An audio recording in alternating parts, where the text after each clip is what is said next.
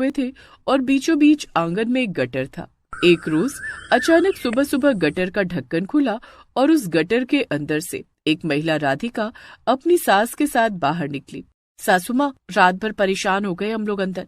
हाँ बहू, मच्छरों ने तो काट काट कर लाल कर डाला। और उसके बाद उन्होंने गटर का ढक्कन बंद कर दिया। चलो सासू माँ, धंधे पर निकलते हैं, भूख भी बहुत जोरों की लगी है। दोनों सास बहू वहाँ से निकल गए। तभी सभी घरों की बालकनी में वहाँ की औरतें आ गई। ये सुबह सुबह इतनी बदबू कहाँ से आ रही है? ये बदबू तो तभी आती है जब हमारा गटर खोला जाता है, पर यहाँ तो कोई भी म्युनिसिपालिटी वाला नहीं आया। अरे ध्यान से देखो, लगता है ये गटर अभी अभी खोला गया है। पता नहीं कौन कमबख्त हर रोज गटर खोल कर चला जाता है, जिससे बदबू पूरे सोसाइटी में फैल जाती है। ये तो अब रोज का काम हो गया है। हमें आज रात भर इस गटर की निगरानी रखनी होगी। सही कह रही हो, आज रात देखते कौन आता है गटर का ढक्कन खोलने। खैर, इतना बोलकर सभी औरतें अपने अपने घर के अंदर चली गईं। वहीं दूसरी तरफ दोनों सास बहू बाजार में जाकर गुब्बारे बेचने लगी। गुब्बारे ले लो गुब्बारे, बढ़िया बढ़िया रंग बिरंगे गुब्बारे। चाची, एक गुब्बारा देना जरा। हाँ बेटा, ये लो गुब्बारा। वहीं दूसरी तरफ राधिका भी गुब्बारे बेचने में लगी थी। थोड़ी देर गुब्बारे बेचने के बाद दोनों सास बहू एक जगह आकर मिली। बहू, तू गर्भवती है, मुझे लगता है तुझे अब गुब्बारे बेचने नहीं आना चाहिए। सासू माँ, मैं 24 घंटे उस गटर के अंदर नहीं रह सकती। कम से कम गुब्बारे बेचने के बहाने थोड़ा घूमने को तो मिल जाता है खुली हवा में। काश हमारी जिंदगी में वो तूफानी रात ना आई होती, तो ना ही मेरा बेटा गायब होता और ना ही आज हमारी ये हालत होती कि हमें गटर में रहना पड़ता। दरअसल कुछ साल पहले राधिका की मुकेश के साथ नई नई शादी हुई थी। मुकेश एक गरीब किसान था। बहू, हमारा घर ज्यादा बड़ा तो है नहीं, बस एक कच्चा मकान है। अब हम तीनों ही एक दूसरे के साथ ही हैं। सासू माँ, मैं भी गरीब परिवार में ही पैदा हुई थी। चिंता मत कीजिए, सब कुछ एक दिन ठीक हो जाएगा। राधिका, तुम तब तक खाना बनाओ, मैं जरा खेतों की तरफ से आता हूँ। शादी के चक्कर में खेतों की तरफ ध्यान ही नहीं दे पाया। ठीक है। मुकेश अपने खेतों की तरफ जा रहा था, तभी गांव के कुछ लड़के उसे बधाइयां देने लगे। अरे मुकेश भाई, बधाई हो, तुम्हारी भी लुगाई आ गई। लेकिन आज ही तुम भाभी को लेकर आए हो और आज ही घर से बाहर निकल गए, ये अच्छी बात नहीं है। अरे भाई, शादी वादी तो ठीक है, लेकिन पिछले एक हफ्ते से खेतों की तरफ ध्यान ही नहीं दे पाया, इसलिए सोचा जरा देख लूं कैसी फसल हुई है इस बार। सही कह रहे हो मुकेश भाई, जिंदगी में तो सब कुछ जरूरी है। मुकेश अपने खेत पहुंचा तो देखा उसकी हरी भरी फसल लहरा रही थी, जिसे देखकर मुकेश बहुत खुश हुआ। हे भगवान, तूने ये बहुत अच्छा किया। भले ही शादी में मेरे सारे पैसे खर्च हो गए, लेकिन कम से कम इस बार फसल बहुत अच्छी हुई है। इन्हें बेचकर ढेर सारे पैसे आ जाएंगे। खैर, मुकेश खुशी खुशी अपने घर वापस आए और अपनी माँ को सारी बात बता दी। मुकेश बेटा, मैंने कहा था ना, भगवान कभी न कभी गरीबों की सुनता ही है। इस बार फसल बेचकर जो भी कमाई होगी उससे हम अपना घर थोड़ा ठीक करवा लेंगे, वरना बारिश में बहुत बड़ी समस्या हो सकती है। हाँ सही कह रही हो माँ, बस 2-4 दिन में मैं सोच रहा हूँ फसल काट ही लूँ। इतने में राधिका सबके लिए खाना लेकर आई और सब लोग एक साथ जमीन पर बैठकर ही खाना खाने लगे। खाना खाते हुए राधिका ने कहा, आप लोग फसल काटने की तो चिंता करिए ही मत, मैं फसल काटने में बहुत आगे हूँ। 3 लोग मिलकर 1 घंटे में जितनी फसल काट पाते थे मेरे गांव में, उससे ज्यादा फसल तो मैं अकेले ही काट लेती थी। क्या बात है राधिका, इसका मतलब काम काजी लड़की से शादी करी है मैंने। खैर, अभी तक मुकेश का परिवार बहुत खुश था, लेकिन उन्हें नहीं पता था कि अगली सुबह उनकी जिंदगी में क्या कहर आने वाला है। सुहाग रात की अगली सुबह जब मुकेश का परिवार सोकर उठा तो देखा बाहर बहुत तेज काली आंधी और तूफान चल रहा था। ये अचानक इतनी तेज तूफान और बारिश कैसे शुरू हो गई? राधिका देखो, छत टपक रही है, जल्दी से नीचे बाल्टी रख दो। हाँ अभी रखती हूँ। राधिका ने नीचे बाल्टी रखी थी कि तभी अचानक बारिश और तूफान कई गुना तेज बढ़ गया, जिससे उनका कच्चा मकान पूरा ढह गया और वो लोग सड़क पर आ गए। हे भगवान, ये अचानक क्या हो गया? मुकेश बेटा, हमें यहाँ से निकलना होगा, सर छुपाने की कहीं जगह ढूंढनी होगी। हाँ माँ, जल्दी से निकलते हैं यहाँ से, चलो राधिका। मुकेश आगे आगे चल रहा था, पीछे राधिका और उसकी सास चल रही थी। चलते चलते अचानक सड़क पर पानी भरे होने की वजह से उन्हें दिखाई नहीं दिया और दोनों सास बहू किसी गटर में घुस गए। मुकेश ने पलटकर पीछे देखा तो कोई नहीं था। हे भगवान, राधिका और मेरी माँ कहाँ चले गए? राधिका, कहाँ हो तुम? माँ, कहाँ हो तुम? मुकेश ने इधर उधर चारों तरफ देखा, पर दोनों कहीं नहीं मिले। वो वापस अपने घर की तरफ गया, लेकिन वहाँ भी दोनों नहीं मिले। फिर भागते भागते वो गांव के बाहर निकल गया। वहीं दूसरी तरफ गटर के अंदर एक सुरंग में बहते बहते दोनों सास बहू गहराई में पहुंच गईं। सासू माँ, ये हम लोग कहाँ आ गए? लगता है किसी गुफा के अंदर पहुंच गए हम। बहू, वो सामने देखो, वहां से थोड़ी रोशनी आ रही है, वहां से शायद बाहर निकलने का रास्ता हो सकता है। दोनों सास बहू रोशनी के पास गए तो देखा छत की तरफ एक ढक्कन लगा हुआ था। राधिका ने ढक्कन हटाया तो अब वो दोनों किसी अच्छी सोसाइटी में थे जिसके बीचों बीच वो गटर बना हुआ था। सासू माँ, हमें रास्ता मिल गया। पता नहीं मुकेश जी कहाँ निकल गए होंगे, उन्हें हमें ढूंढना होगा। चलो बहू, यहाँ से चलते हैं और मुकेश को ढूंढते हैं। दोनों दिन भर इधर उधर मुकेश को ढूंढते रहे पर मुकेश कहीं नहीं मिला। धीरे धीरे रात हो गई। फिर उसकी सास ने कहा, बहू देखो, मौसम एक बार फिर से खराब होने लगा है। मुकेश भी कहीं नहीं मिला और हमारे पास रुकने की भी कहीं जगह नहीं है। क्यों ना हम उसी गटर के नीचे चलें, वहां हम रह सकते हैं, वहां बारिश का प्रभाव हम पर नहीं पड़ेगा। सासू माँ, ये आप क्या कह रही हैं? हमारे इतने बुरे दिन आ गए कि हम गटर में रहेंगे। और हम कर भी क्या सकते हैं, हमें रात वहीं बितानी पड़ेगी। सुबह फिर निकलकर इधर उधर ढूंढने लगेंगे मुकेश को। इस तरह दोनों सास बहू एक बार फिर से गटर के अंदर चले गए और गटर का ढक्कन ऊपर से बंद कर लिया। बहू, ये तो अच्छा है कि इस गटर के अंदर ज्यादा गंदा पानी नहीं भरा हुआ है, यहाँ हम सो सकते हैं। दोनों सास बहू उस गटर के अंदर ही सो गए। अगली सुबह फिर से वो दोनों बाहर निकली और मुकेश को ढूंढने लगी पर वो कहीं नहीं मिला। ऐसे ही कई महीने बीत गए लेकिन मुकेश उन्हें कहीं नहीं मिला। फिर उन लोगों ने भीख मांगकर कुछ पैसे इकट्ठा किए और उन पैसों से गुब्बारे खरीदकर उसमें हवा भरकर बेचने लगे। अब कहानी एक बार फिर से प्रेजेंट टाइम में वापस आ गई। रात के वक्त थक हार कर दोनों फिर से सोसाइटी में घुसे। इसके बाद गटर का ढक्कन हटाकर उसके अंदर वो दोनों जाने ही वाली थी कि तभी सभी सोसाइटी की औरतें वहां पर आ गई। अच्छा, इसका मतलब तुम दोनों हर रोज इस गटर को खोल देती हो, हैं? क्या है इस गटर के अंदर? देखिए, हम लोग बहुत मजबूर हैं। बारिश में हमारा घर तबाह हो गया और मेरे पति भी पता नहीं कहाँ चले गए, इसलिए हम इस गटर में रहते हैं। रोज रोज तुम लोग गटर खोल देते हो जिससे पूरी सोसाइटी में बदबू फैल जाती है। बड़ी मुश्किल से पकड़ में आए हो तुम दोनों। बहनों, मारो इन लोगों को। सब औरतें दोनों सास बहू को मारने लगी। इसी बीच राधिका ने चुपके से अपनी सास का हाथ पकड़ा और गटर के अंदर घुस गई। फिर ऊपर से ढक्कन बंद कर लिया। कितने गंदे लोग हैं ये दोनों, फिर से गटर के अंदर घुस गए। तू गटर का ढक्कन खोल और अंदर जाकर इन्हें बाहर निकाल।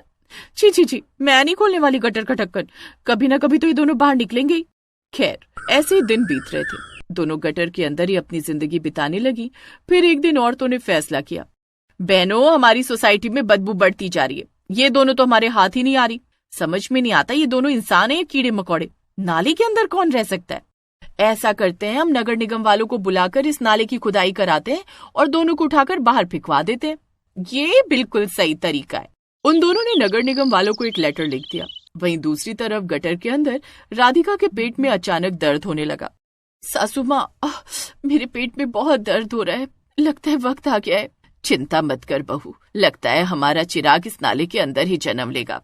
राधिका ने गटर के अंदर ही अपने बच्चे को जन्म दिया। लेकिन अगले ही दिन नगर निगम वाले उस सोसाइटी में आए। लेकिन एक बात चौंका देने वाली थी कि उन नगर निगम वालों के साथ राधिका का पति मुकेश भी था।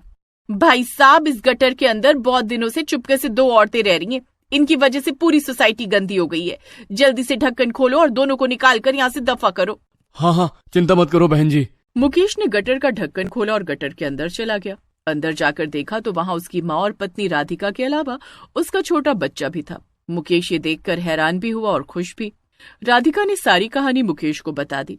मैंने भी आप लोगों को बहुत ढूंढा, पर आप लोग इस गटर में छुपे थे। ये तो अच्छा हुआ कि बारिश की वजह से हर जगह इतना पानी भर गया कि मुझे नगर निगम में सरकारी नौकरी मिल गई। चलो यहाँ से चलते हैं, मुझे सरकारी आवास मिला है। मुकेश किसी तरह अपने परिवार को वहाँ से लेकर सरकारी आवास चला गया और फिर खुशी खुशी अपनी जिंदगी बिताने लगे। ममता और आदित्य की शादी हो रही थी। शादी की सभी रस्में खत्म होने के बाद जैसे विदाई का वक्त हुआ, वैसे ही ममता अपनी माँ के गले लगकर जोर जोर से रोने लगी। माँ, मैं एक बार फिर से अपना पूरा घर देखना चाहती हूँ। मैं एक बार घर के अंदर चली जाऊं।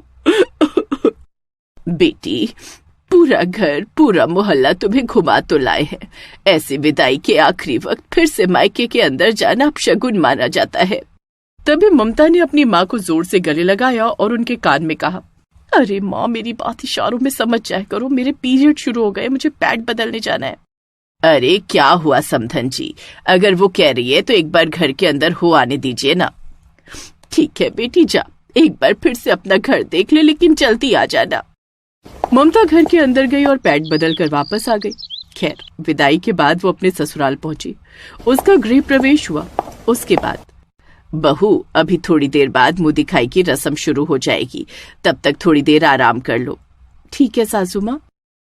उसका पति आदित्य ममता को लेकर अपने कमरे में चला आया, लेकिन ममता तुरंत बाथरूम में घुस गई। थोड़ी देर बाद वो बाथरूम से बाहर निकली तो आदित्य ने उससे पूछा, आते ही बाथरूम में क्यों चली गई थी ममता? दरअसल मुझे एक बहुत बड़ा हवन करना था, तो बस वही करने गई थी। ममता, बाथरूम में हवन कौन करता है? क्या बात है, इसका मतलब आपको पता है कि बाथरूम में क्या किया जाता है? हाँ हाँ, ये तो सबको पता है कि बाथरूम में क्या किया जाता है। तो जब आपको पता है कि बाथरूम में क्या किया जाता है, तो आप मुझसे क्यों पूछ रहे हैं कि मैं बाथरूम में क्या करने गई थी? क्या बात है ममता, तुम्हारा सेंस ऑफ ह्यूमर कमाल का है। खैर, थोड़ी देर बाद मुंह दिखाई की रस्म शुरू हुई। मोहल्ले की सभी औरतें आ रही थी और बारी बारी से उसे गिफ्ट देती जा रही थी। तुम्हारी बहू तो बड़ी खूबसूरत है, लेकिन बहू तुम अपना मुंह क्यों बना रही हो? अरे क्या बताऊं, अभी 10 मिनट पहले पैड बदला था, लगता है फिर से बदलना पड़ेगा। क्या हुआ बहू, कोई परेशानी है क्या? सासू माँ, मेरे पीरियड शुरू हो गए, मुझे पैड बदलने जाना है। अरे बहू, तो तुझे पहले बताना चाहिए था। तू जल्दी से जा पैड चेंज करके आ, मैं यहाँ सब संभाल लूंगी। ममता बाथरूम में गई और पैड बदल कर आ गई, लेकिन 10 मिनट बाद फिर से उसका मुंह बनने लगा। क्या बात है बहू, फिर से क्यों तेरा मुंह बन रहा है? अभी तो पैड बदल कर आई है। अरे क्या बताऊं सासू माँ, पता नहीं क्या हो गया है, लगता है मुझे फिर से पैड बदलने जाना पड़ेगा।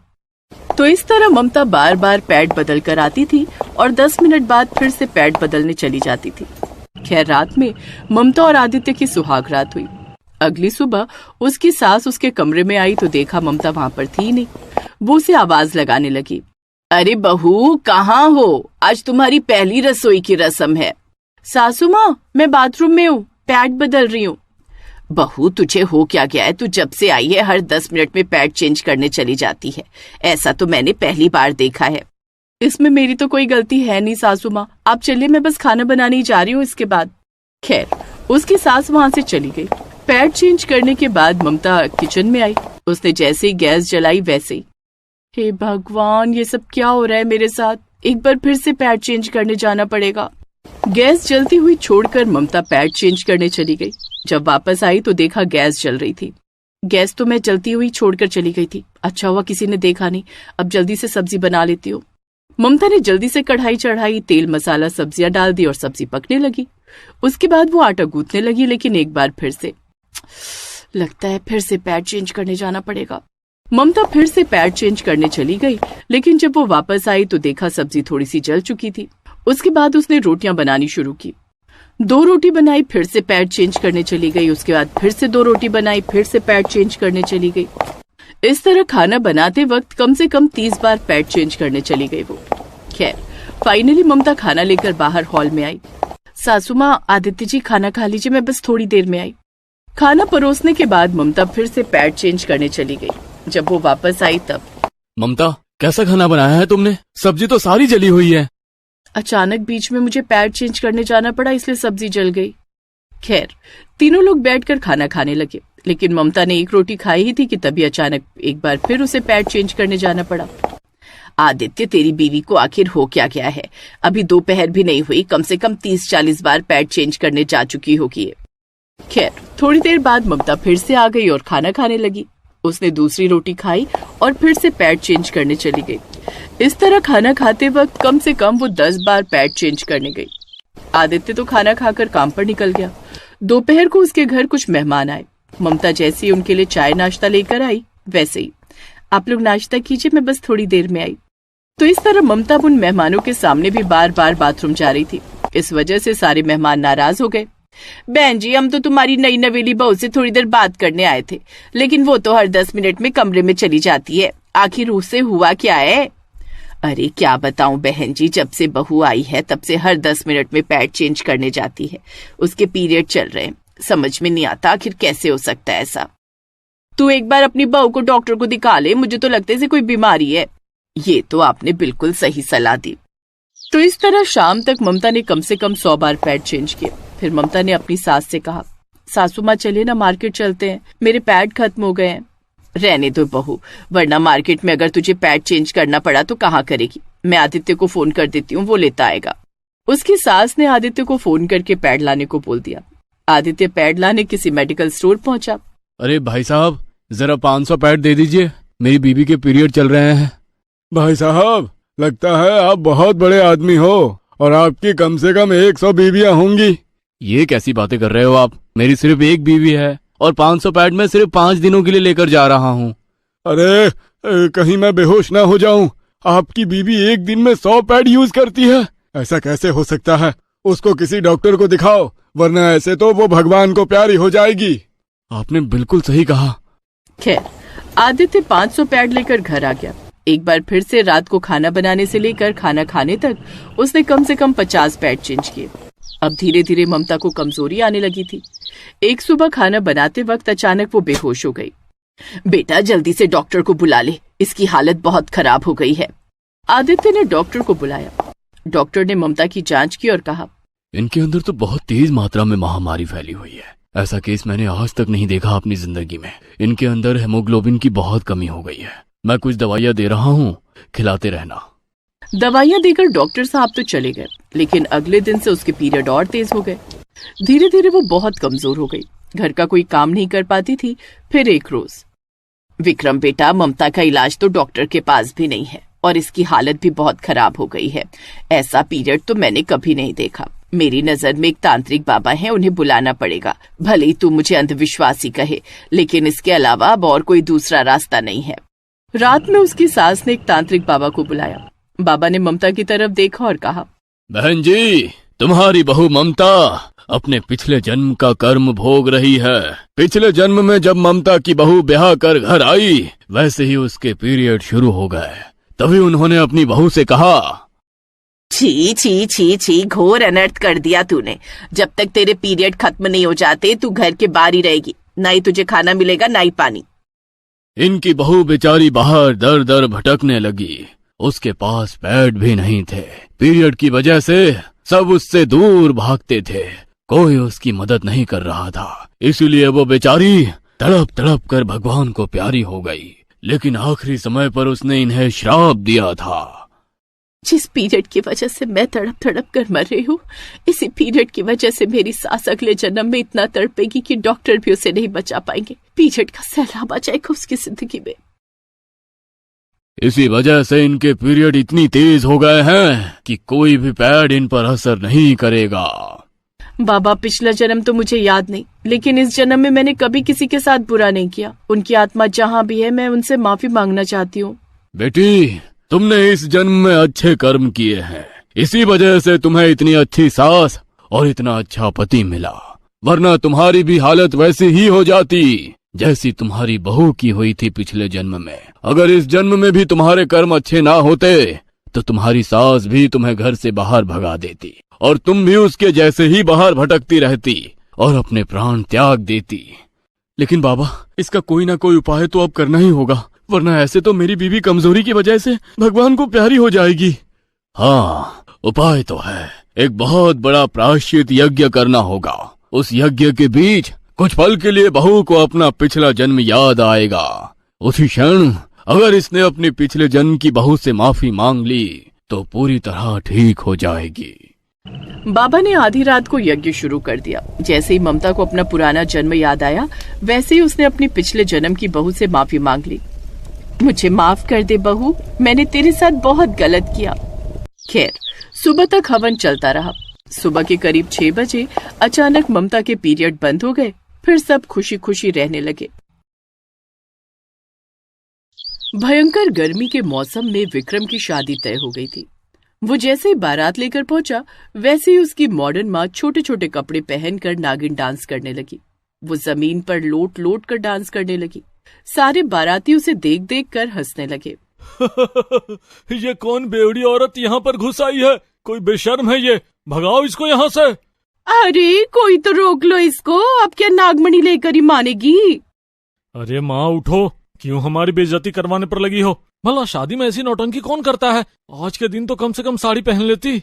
आज मेरे लौंडे की शादी है, आज मेरे लौंडे की शादी है, ढिग चिक टिक चिक ढिंग, आज मेरे लौंडे की शादी है। किसी तरह विक्रम ने अपनी माँ को डांस करने से रोक दिया। सारे लोग हैरान हो गए। देखो तो, बेटा इतना संस्कारी है और माँ इतनी बेशर्म। देखा, तुम्हारी वजह से मेरे बेटे के ससुराल वाले हम सब की बेइज्जती कर रहे हैं। खैर, रात भर शादी की सभी रस्में पूरी हुई। पंडित बार बार घूर घूर कर विक्रम की माँ को ही देखे जा रहा था, क्योंकि वो बहुत छोटे छोटे कपड़े पहने हुए थी। तभी पंडित जी बोले, अरे विक्रम बेटा, ये तुम्हारी कोई विदेशी दोस्त है क्या? अगर कहो तो इनकी भी शादी करवा दूं। पंडित जी, ये मेरी माँ है। हे भगवान, क्या क्या देखना पड़ रहा है। अच्छा है कि मैं अंधा हूँ। अच्छा, तुम अंधे हो तो मेरे भी हाथ पैर नहीं है, मैं भी पूरी तरह से अपाहिज हूँ। खैर, किसी तरह शादी हुई और विक्रम अपनी पत्नी को विदा करके अपने घर ले आया। घर आते ही विक्रम की बीवी ममता ने कहा, सासू माँ, पता है मेरे मायके में हर जगह आपकी बेइज्जती हो गई है। लोग तो मेरे पापा की भी इंसल्ट कर रहे थे, बोल रहे थे ऐसे घर में रिश्ता क्यों कर दिया। ये तो अच्छा हुआ कि विक्रम जी और ससुर जी का नेचर देखकर हमारी इज्जत बच गई। अगर मुझे पहले पता होता तो तुम गवारों के घर हम रिश्ता ही नहीं करते। इतना लंबा घूंघट डाल रखा है, तेरी पूरी आवाज भी मुझ तक नहीं पहुंच रही। जल्दी से जा खाना बना। खैर, आज ममता की पहली रसोई की रस्म थी, इसीलिए वो खाना बनाने लगी। तभी उसकी बेशर्म सास किचन में आई, छोटे छोटे कपड़े पहनकर। बहू, तेरे कपड़े देखकर तो मुझे गर्मी लग रही है, कहीं मैं बेहोश ना हो जाऊं। तू सांस कैसे ले रही है इन कपड़ों में? ये लंबा लंबा घूंघट उठाकर फेंक दे। सासू माँ, आपकी वजह से आपके बेटे और आपके पति यानी मेरे ससुर जी की बहुत बेइज्जती होती रहती है। मैं तो कहती हूँ आप भी मेरी तरह बन जाइए, फिर देखना हर कोई आपकी इज्जत करेगा। देख, तू मेरी फिक्र मत कर, मेरी इज्जत बहुत है। जिस सोसाइटी में मैं बैठती हूँ ना, वहाँ तेरी कोई इज्जत नहीं करेगा। लोग तेरा मजाक उड़ाएंगे। मैं अपना मजाक उड़वाने को तैयार हूँ, पर अपने संस्कारों के खिलाफ कभी नहीं जाऊंगी। तुझसे तो बात करना ही बेकार है। इतना बोलकर उसकी सास वहाँ से चली गई।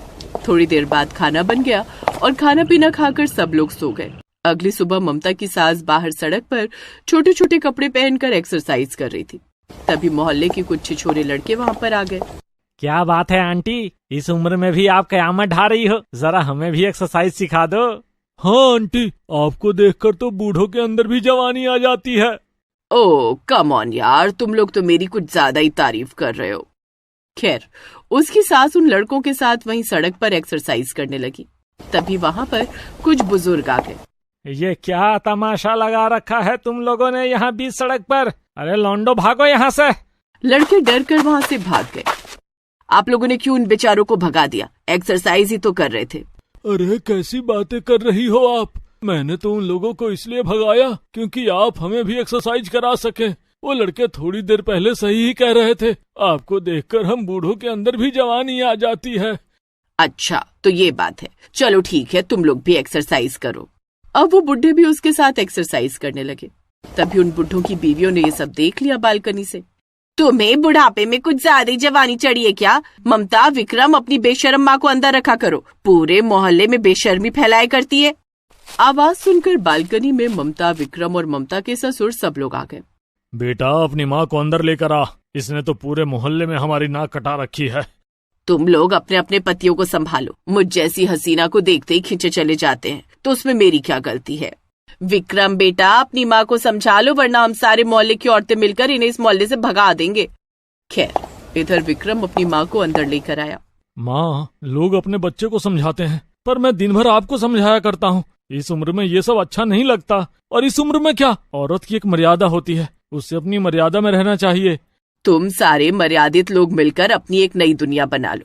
मेरा तो जैसा मन करेगा वैसे ही रहूंगी, वैसे ही कपड़े पहनूंगी। ऊपर वाले का शुक्रिया अदा करो कि मैं इतने कपड़े पहन लेती हूँ, वरना इतनी गर्मी में तो मेरा ये भी पहनने का मन नहीं होता। देख रहे हो बेटा, तुम्हारी माँ कैसी बातें कर रही है। मैं कुछ बोल दूंगा तो बुरा मान जाएगी। सासू माँ, कम से कम ससुर जी का तो ख्याल रखिए। आपकी वजह से उनकी कितनी बेइज्जती होती है।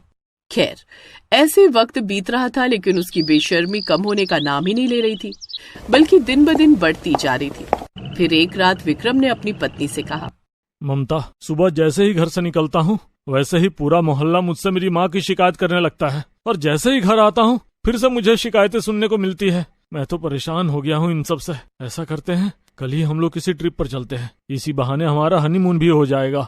आपने बहुत अच्छा सोचा, लेकिन अगर यहाँ पर सासू माँ और ससुर जी को अकेला छोड़ दिया तो सारे मोहल्ले वाले ससुर जी को परेशान करते रहेंगे, क्योंकि सासू माँ की बेशर्मी तो कम होने वाली नहीं। ऐसा करते हैं, हम सब लोग समर वेकेशन पर चलते हैं, वैसे भी यहाँ बहुत गर्मी है।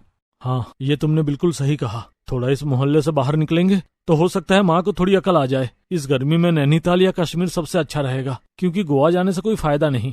अगले दिन विक्रम ने इस बारे में अपने माँ बाप से बात की और उसी शाम को वो लोग समर वेकेशन के लिए कश्मीर निकल गए। सारे लोग कश्मीर की बर्फीली पहाड़ियों पर ठंड के मजे ले रहे थे, लेकिन ममता की सास अभी भी छोटे छोटे कपड़े पहनी हुए थी। माँ, हम लोग यहाँ पर आपको इसलिए लेकर आए थे कि कम से कम इस ठंडक में तो आप पूरे कपड़े पहन लेंगी। आपको ठंड नहीं लग रही है क्या? हम लोग यहाँ पर ठंड का मजा लेने आए हैं, कपड़े पहनकर मैं मजा नहीं खराब करना चाहती। खैर, बाकी सारे लोग तो बड़े बड़े कोट या स्वेटर पहने हुए थे, लेकिन उसकी सास अभी भी छोटे छोटे कपड़े पहने हुए थी। वो बर्फ उठा उठा कर बाकी पर्यटकों के ऊपर फेंकने लगी। सारे पर्यटक उसे देखकर हंस रहे थे। अरे देखो इस औरत को, कितनी बेशर्म है। बेशर्म के साथ साथ ये एक नंबर की गवार भी लग रही है। बर्फीली पहाड़ियों में भी इसने छोटे छोटे कपड़े पहन रखे हैं। मुझे तो लगता है ये पहली बार अपने गांव से बाहर निकली है, इसीलिए हम लोगों को दिखाने के लिए छोटे कपड़े पहन रखे हैं। इसे तो इतनी भी अक्ल नहीं कि ठंड के मौसम में पूरे कपड़े पहनने चाहिए। लेकिन ममता की सास तो अपने में ही मगन थी, वो किसी की बात सुन ही नहीं रही थी। विक्रम, ममता और उसके ससुर ने उन लोगों की बातें सुन ली। वो तीनों उसके पास आ गए। तुम मेरी और कितनी बेइज्जती करवाओगी? यहाँ पर लोग तुम्हारे बारे में तरह तरह की बातें कर रहे हैं। हाँ, क्योंकि इतने सारे गवारों के बीच एक मैं ही मॉडर्न लग रही हूँ। इतना बोलकर वो बर्फ में लोट लोट कर खेलने लगी। ऐसे ही दिन बीत रहे थे। फिर एक रोज जब सारे कपल बर्फ की पहाड़ियों पर एंजॉय कर रहे थे, तब वहाँ का मैनेजर बोला, सुनिए सुनिए, सबसे पहले यहाँ पर जितने भी कपल पहली बार आए हैं, उन्हें उनकी शादी की बहुत बहुत बधाइयाँ। आप सबको हमारी तरफ से एक दिन का होटल और खाना फ्री में दिया जाता है। सारे लोग खुश हो गए। तभी मैनेजर की नजर ममता की सास पर गई। ये बूढ़ी अम्मा कौन है? आपको इतनी भी तमीज नहीं है कि ठंड में बच्चों के सामने ऐसे कपड़े नहीं पहनने चाहिए? अरे मैनेजर साहब, ये औरत तो गवार है, लगते पहली बार आई है। आप जिसके साथ भी आई हैं, ये ट्रिप छोड़कर कहीं और चले जाइए। हम आप जैसे बेशर्मों को अपने ग्रुप में शामिल नहीं कर सकते। इतनी बेइज्जती होने के बाद वो लोग उसी वक्त वापस घर लौट आए। अगली सुबह ममता की सास ने साड़ी पहन ली। अरे ये कौन है? इतनी संस्कारी महिला, पक्का बहू तेरी कोई रिश्तेदार होगी। मैं हूँ आपकी बीवी, आप लोग मुझे माफ कर दीजिए। कल जब कश्मीर में पहली बार मेरी इतनी बेइज्जती हुई, तब मुझे अपनी गलती का एहसास हुआ। देर आए दुरुस्त आए, तुम्हें अपनी गलती का एहसास तो हुआ। सासू माँ, इस अवतार में आप किसी देवी से कम नहीं लग रही। अब देखना, हर कोई आपकी इज्जत करेगा, क्योंकि जिस जगह का जैसा कल्चर होता है, हमें वैसे ही कपड़े पहनने चाहिए। उस दिन के बाद उसकी बेशर्मी हमेशा के लिए खत्म हो गई। सारे लोग उसकी इज्जत करने लगे और सब खुशी खुशी रहने लगे।